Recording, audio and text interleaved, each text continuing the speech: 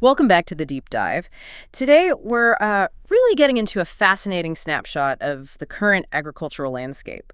We're pulling out the most important bits, those aha moments from the Farming Monthly National, August 2025. Exactly. Think of it as your quick guide to what's happening right now and, what's just around the corner in farming. Straight from the source. Okay, let's unpack this. Right. And what you'll hear is this constant balancing act, isn't it?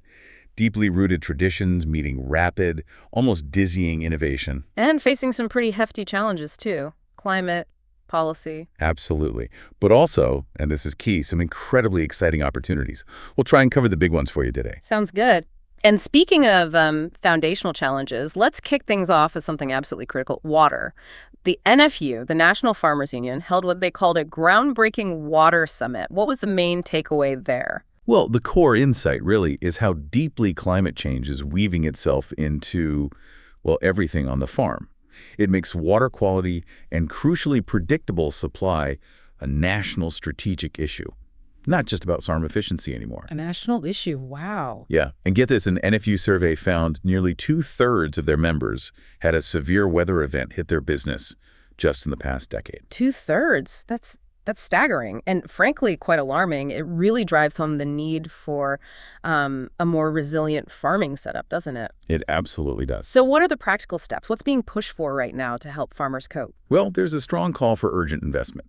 Things like water infrastructure, better planning systems for slurry storage, reservoirs, that sort of thing. Makes sense. And encouragingly, the DeFra's Secretary of State seemed interested in updating the SFI, the Sustainable Farming Incentive Actions, specifically to help cut water pollution. So it just shows it's definitely on the radar. Right, high on the agenda. Okay, so water's foundational.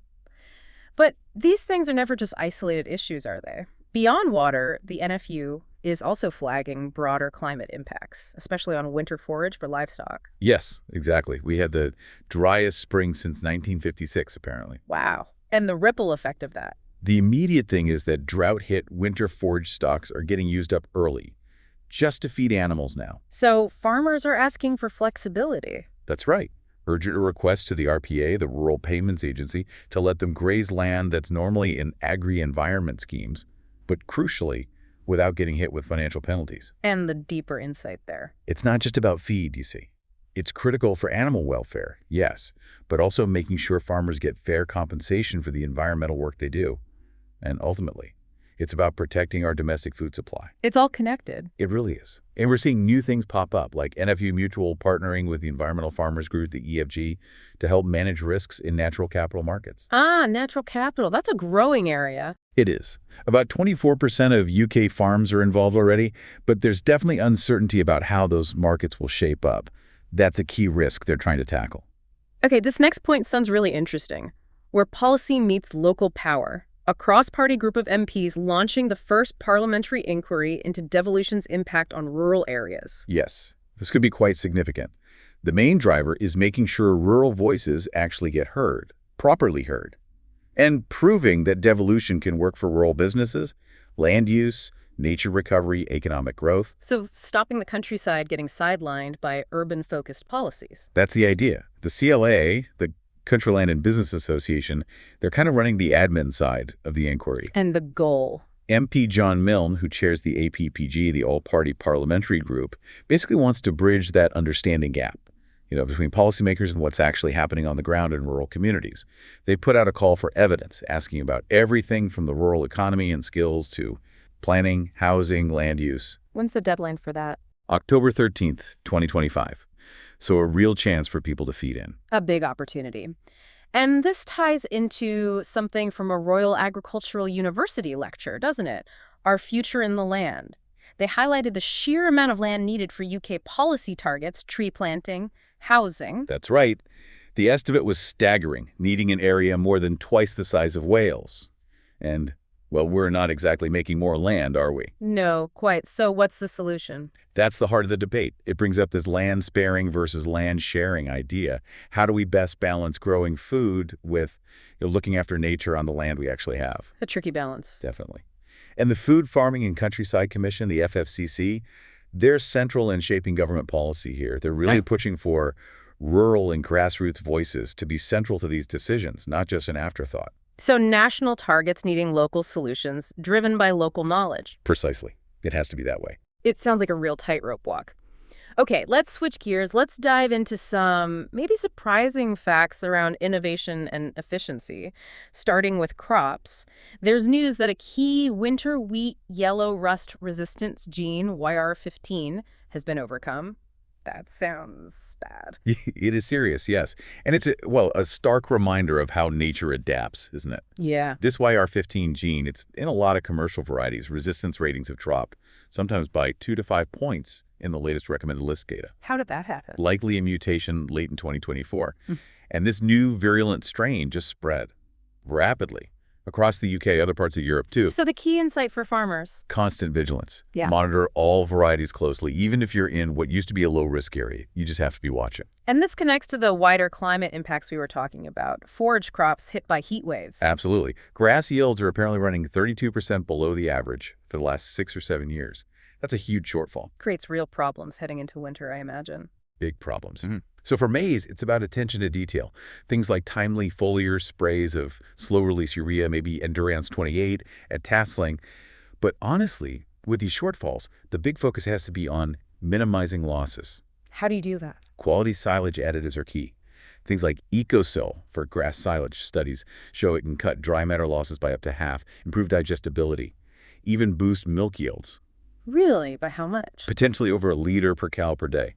And for maize, there's EcoCool, helps keep it stable after opening, limits mycotoxins. Wednesday's even doing early order deals on these. Shows where the focus is. Smart thinking, proactive solutions. What about other specific crop threats? Verticillium stem stripe VSS in oilseed rape. It's on the AHDB list now. Yes, and it can really hit yields.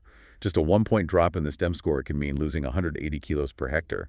Susceptible varieties can ripe it up 2 weeks early, too. And the tricky part? No fungicide treatments available. None. So it comes back to basics. Crop hygiene, getting establishment conditions right, wider rotations, integrated pest management, really. So prevention, prevention, prevention. And before drilling, the advice is to focus on glyphosate efficacy.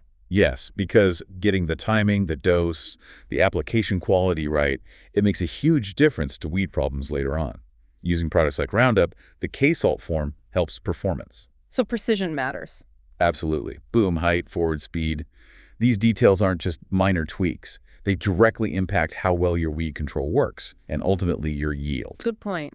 And quickly, on post-harvest efficiency, Perry of Oakley's precision grain drawing promises big savings. It certainly looks like it. Their Grain Century system, it's automated, can save, they reckon, up to 40,000 pounds a season for a decent-sized dryer. Reduces reliance on experienced operators, too. 40,000, that's significant. It is. Plus, their hot air recirculation cuts fuel costs by up to 24%. What this really shows is how digital control and smart energy use are becoming essential, not just for big farms, but right across the board for profitability and sustainability. Impressive numbers, especially with energy prices. Okay, let's shift from crops to livestock. Advanced animal care and welfare. Starting with calf feeding, the Calf Expert Modern Calf Feeder. Yeah, it's fascinating how innovation isn't just for, massive tractors. It's transforming animal care, too. This Calf Expert feeder, it does individual feeding. Freshly mixed milk for each calf. Why is that important? It prevents the bacterial growth you sometimes get with central milk supplies. It's also got better hygiene, faster mixing, flexible programming, too. Makes calf rearing less stressful, more productive. So that individual hygienic care pays off. Directly. Healthier calves, better productivity throughout their lives is a clear link. And beyond feeding health monitoring, CVS farm practices are offering subsidized antibody testing for colostrum management in beef calves. Yes, this is a really critical area. Failure of passive transfer, or FPT, it's a big challenge. A third of British beef suckler herds have at least 20% of calves not getting enough antibodies from colostrum. A third? Wow. Yeah. So routine monitoring of their IgG status, that's the antibody level, is crucial. Identify those high-risk calves early. And the aha moment here. Proactive monitoring can drastically cut neonatal disease, reduce antibiotic use, and improve lifelong productivity. It's a win-win-win. Animal welfare, farm finances. And CVS Farm is also tackling calf pneumonia, bovine respiratory disease. They are. Another subsidized program for testing and treatment. It's had great results, almost doubled the use of nasal swabbing by vets on farms. What does that achieve? Helps identify the specific bugs causing the problem, like Mannheimia, Pastorella, Mycoplasma. Then they can develop tailored action plans for each farm. Makes sense. Target the treatment. Exactly. And BRD, calf pneumonia, it costs the UK cattle industry $50 million a year. So this project, it's a proper One Health approach. Better animal welfare, less antibiotic use. A joined-up approach. Now, on a larger scale, there's a new farmer-led research project looking at badger vaccination within the TB eradication strategy. Yes, this is happening down in Cornwall, funded by DEFRA and ZSL, the Zoological Society London. The aim is to really understand the impact of vaccination, not just on the badgers, but critically on the cattle herds too. Comparing different approaches. That's right. Standard, intermittent, targeted vaccination. One farmer involved, Martin Howlett, talked about the constant sense of dread living with TB. Oh, this project offers real hope, hope for solid evidence to support larger-scale vaccination as part of the fight. Sounds like a potential game changer for many. And finally, in dairy operations, GEA offering powerful rotary milking solutions. Their T8600 systems, it's pretty advanced. Precise feed dispensers, durable stainless steel, even anti-theft plates. But what's really forward-looking is the digital network side. It's built to be long-lasting, expandable, updatable. Future-proofing, essentially. Exactly. It shows modern dairy farming is increasingly about these integrated smart systems. Optimizing efficiency, yes, but also animal comfort. Okay, let's move to the heart of it all, the people. Inspiring stories, like the Young British Farming Awards 2025 finalists, celebrating the next generation. It really is inspiring. And what strikes you isn't just their hard work, but their creativity, the range of skills. You've got Jack Dark, 7 years old, champion junior handler at Royal Cornwall. 7, incredible. Right. Or Jacob Barton, only 9, using social media to champion British ag and raise mental health awareness for the Farming Community Network. They're not just kids helping out. They show this deep connection, this forward-thinking attitude. Gives you real hope. It really does. And moving from individuals to wider initiatives, the OFC Inspire program is looking for ambitious people in the rural and agri-food sector. Yes, this is backed by people like BASF and TIH, the Institute for Agriculture and Horticulture. It's all about nurturing that emerging talent, fostering innovation, leadership, resilience. Resilience seems to be a key theme. It is. The 2026 Oxford Farming Conference theme is actually growing resilience. This program feeds into that. Investing in the next generation's leadership, their new ideas, it's vital for the sector's future. Applications close August 27th, by the way. Good heads up. And a topic that's often put off but so important, succession planning. There's a new national program to help farming families plan for the future. Together. This is so needed. The Succession Alliance has launched this Succession Families Forum. It's a 6-month program, really practical, workshops, online sessions covering asset planning, fairness versus equality, that's a big one, conflict resolution, business structures, retirement. Sounds comprehensive. It is. Costs £500 per family, which seems like a small investment for potentially huge long-term benefits. Avoiding conflict, ensuring continuity. The insight really is that successful farm transitions are as much about family dynamics as they are about the finances. A small price for family harmony. And sticking with long-term commitment, amazing stories from the Royal Welsh Show. Rob William Hughes, 48 years, and John Dyke, 40 years, got long service awards at Rugg Estate. Incredible dedication, isn't it? Their loyalty, their skills, how they adapted, they helped with the estate going organic over 20 years ago. Rob Hughes said something wonderful, that while technology changes, the heart of farming stays the same. That's lovely. Really speaks to the spirit of it. It does. That deep connection that keeps people going. And another heartwarming story, a legacy gift. Orkney farmer Charles Gorn, who passed away aged 82, left £470,000 to support RSAB. Yes, the Royal Scottish Agricultural Benevolent Institution. They do such vital work in Scotland. Emotional, financial, practical support for farmers and crofters. Charlie loved his Aberdeen Angus cattle, and this incredible gift will help so many people. A real testament to that community spirit. Definitely. Now, for anyone wanting to connect with the community, what's coming up? The Newark Vintage Tractor and Heritage Show and the Landovery Sheep Festival. That's right. Newark is November 8th and 9th, celebrating 100 years of Caterpillar, 80 years of Field Marshal Series 1. A real treat for machinery fans. And Landovery. That's September 20th and 21st. They're going back to their wonderfully woolly roots. Lots on sheep breeds, wool crafts, local food, even a new kids marquee. Sounds great. And internationally, Agritechnica 2025 in Germany. Ah, yes, the big one. World's leading trade fair for agricultural machinery. November 9th to 15th in Hanover. Huge numbers expected, 2,700 exhibitors, maybe 430,000 visitors. Wow. What's the theme? Touch Smart Efficiency. We've got a new 7-day, 7 topics format, too. These global events are just crucial for seeing the absolute cutting edge and networking internationally. Absolutely. Okay, let's move into our next section, sustainability in action. Starting with maybe an unsung hero, wool. The campaign for wool marks 15 years. Yes. And their message is simple but powerful. Check its wool. They're really hammering home its natural, renewable, biodegradable qualities, stressing that it leaves no harmful microplastics. That's a big plus these days. Huge. King Charles launched it back in 2010 when he was Prince of Wales. The campaign highlights wool's role in circular design, soil health, marine safety, even healthier homes. The insight. Wool isn't just old-fashioned, it's actually a very modern, sustainable solution. Good point. How about energy on the farm? The biogas industry is pushing for biomethane to be recognized as a net zero fuel within the UK ETS. This is a really important policy debate. ADBA, the Anaerobic Digestion and Bioresources Association, wrote to Ed Miliband arguing that biomethane, which is often actually carbon negative, is getting unfairly penalized like fossil gas in the emissions trading scheme. What's the risk? They warn it could jeopardize over £8 billion in private investment. The key point is that biomethane isn't just renewable energy. It supports rural economies, displaces fossil fuels, cuts methane emissions, helps decarbonize tricky industrial sectors. It needs the right policy signals. And we've got a real-world example, Welltec Biopower, building a biomethane plant in western France. Yes, a beef producer's plant.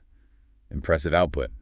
17 gigawatt hours a year from slaughterhouse waste and sewage sludge, converting that biogas into enough biomethane to heat about 1,600 homes annually. From waste. Exactly.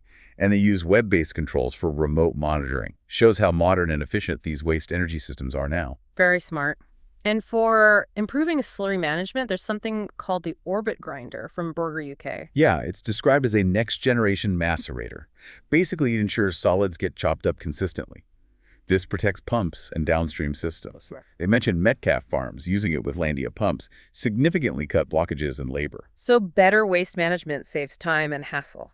Exactly. It's not just about ticking boxes for compliance. It's about making the whole system run smoother, reducing maintenance, saving labor, real practical benefits. Right, moving from managing waste to looking closely at inputs. This sounds really interesting for profitability and the environment. More precise understanding of feed-related emissions. This is fascinating. Map of Ag did an analysis. Bought-in feed makes up about a third of total farm emissions on an average UK dairy farm. A third? Just from feed? Roughly, yes. But using generic values doesn't help much with targeted action. What's needed is farm-specific data based on the actual ingredients where they came from. And this is becoming more important. Definitely. Especially with the EU deforestation regulation, the EDR, coming in 2026. Farmers will need to know the origin of feed ingredients. The aha here is that knowing the precise carbon footprint of feed isn't just environmental, it offers financial benefits too. It drives transparency. Makes sense. A clearer picture helps everywhere. And speaking of circular economy, Arbor Forest Products launching wooden slumber equine bedding. Yeah, it's premium bedding made from pine and spruce timber, a byproduct from their sawmill. They invested £2 million in new baling and packaging tech. It's all part of their zero-waste philosophy. Finding value in byproducts. Exactly. It shows how industries are increasingly looking at waste streams not as waste, but as potential resources, creating sustainable products, new revenue. Smart. Now, from the ground up, literally, S&A Fabrications got shortlisted twice at the RIDBA Awards, the Rural and Industrial Design and Building Awards. That's right. Their projects really show how versatile modern farm buildings can be. They adapted roundhouses for Kinran's Birds of Prey, apparently, with a theatrical paint finish. And they extended the Broxbush's farm shop, making it blend in nicely while helping the business grow. So buildings are more than just sheds now. Absolutely. They're adaptable, they need to look right, they're integral to supporting diverse rural businesses and even community attractions. And related to buildings, Aerial Plastics pushing rooting panels that let in more natural daylight. Specifically, their Marlin CST Heat Guard. It has this heat-reflective pigment, reduces heat transfer significantly, but keeps interiors bright. And the benefit? Well, better light and temperature control in livestock buildings directly impacts animal well-being and productivity. It's moving beyond basic shelter to, smarter environmental design for the animals. Okay, let's hit the road, metaphorically speaking. Farm mobility. Huge shifts happening with electric vehicles, right? Oh, it's definitely a revolution happening. Things are accelerating fast. You've got the Isuzu D-Max EV coming, Europe's first fully electric pickup with a proper payload and towing capacity. A ton payload and 3.5-ton towing. That's serious. It is. Pre-sales later this year. Then you've got Hyundai offering grants on their EV range, including their World EV of the Year. Amex US has bonuses on their pickup. Subaru's bringing in new electric models. Kia's showing concepts. Even Jayco's got a new compact SUV with an EV version coming. So the options are really multiplying. Massively. And it's not just about being green. It's practical stuff, low running costs, quieter operation, less maintenance. It's fundamentally changing how work gets done. But there's a financial wrinkle. The double cab pickups reclassification. Ah, yes. That's important for farmers to be aware of. It means higher national insurance for employers, higher benefit-in-kind tax values, less generous capital allowances. So more expensive to run those traditional pickups as company vehicles. Essentially, yes. The advice is act fast if you're looking to get a deal before the changes fully bite. It's definitely nudging people to look harder at those electric alternatives we just talked about. Makes sense. Well, What about the really heavy-duty stuff? Bobcat's delivered another batch of compact track loaders. yeah, 10 T76 loaders to HE services. Apparently, they're just constantly in demand. Super versatile, powerful, great off-road, and the cabs are much better now. Visibility, comfort. So continuous investment in core machinery is still key. Absolutely. Yeah. And Manitou has the MLT 625E electric telehandler, 2.5-ton lift, rapid charging, quiet, zero emissions, low maintenance. Again, practical benefits driving adoption. And tractors. Zito's entering Tractor of the Year with a new Series 6. That's right. Up to 171 horsepower, efficient Dutz engine, new ZF transmission with a huge range of speeds, 54 forward, 27 reverse. That many. Why? It's about precision and adaptability. Having the perfect speed for every single task, that's crucial for efficiency today. Plus, new cabs, precision farming ready, and you've got the Claas Jaguar 1000 forage harvester monster throughputs up to 480 tons an hour, smart systems helping the driver. These are intelligent machines now. Truly. Okay, shifting to something incredibly important, arguably the most important topic. Yeah. Safety. Specifically, stay safe when using ATVs. The stats are just awful. They really are stark. 27 fatalities in agriculture, forestry, and fishing last year. 7 of those involved ATVs. Tragically, 2 were children. Just heartbreaking. It is. And it underlines why safety isn't just good practice, it's the law. The hashtag #RideSmartFarmSafe campaign has 4 key messages. Simple letters, ATVS. Okay, break it down. A. Always wear a helmet. It's a legal requirement for employers and self-employed. Yeah. There's an NFU Spot helmet offer too. T. Training. Again, legally required. Loads of providers, Lantra, Easy, Borda. And the Farm Safety Foundation has a bursary for a free course and a helmet. Removes the cost barrier. If vehicle checks. Oof. Crucial pre-ride checks. Tire pressure, especially those low-pressure ATV tires, brakes, throttle, basic maintenance. And F. Single rider. That long seat isn't for passengers. It's for shifting your weight while riding actively. Carrying passengers is illegal. And crucially, no one under 16 should be operating adult-sized farm ATVs, period. Essential messages. ATVS. Got it. It's about preventing these terrible incidents. Simple steps save lives. Absolutely. And finally, protecting these valuable machines, the CSER scheme is about to hit its 700,000th system. Yeah, the Construction and Agricultural Equipment Security and Registration Scheme. It's made a real difference. They use multi-layered marking technology. CSER Mark's kit is 4 times less likely to be stolen, 6 times more likely to be recovered if it is. That's impressive. It really is. It's a proper deterrent. And it shows what happens when manufacturers, dealers, insurance, police all work together. Collaboration really works in fighting rural crime. Okay, wow. We've covered a huge amount there. Diving into that August edition of Farming Monthly National, what really stands out to you from all of that? What's overwhelmingly clear is just how dynamic the whole sector is. It's constantly moving. We talked about policy and climate really shaping decisions day to day.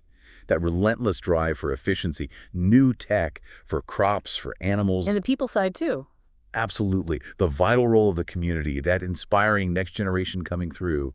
And woven through it all, this undeniable shift towards more sustainable practices. It's happening everywhere. So what does this all mean for you listening in? Well, it shows agriculture as this sector in constant flux, isn't it? Balancing those deep traditions with seriously rapid innovation. Yeah. Always trying to feed us all while also looking after the land. Yeah. And maybe a final thought to leave you with. Consider how fast the actual definition of a farm and a farmer is changing.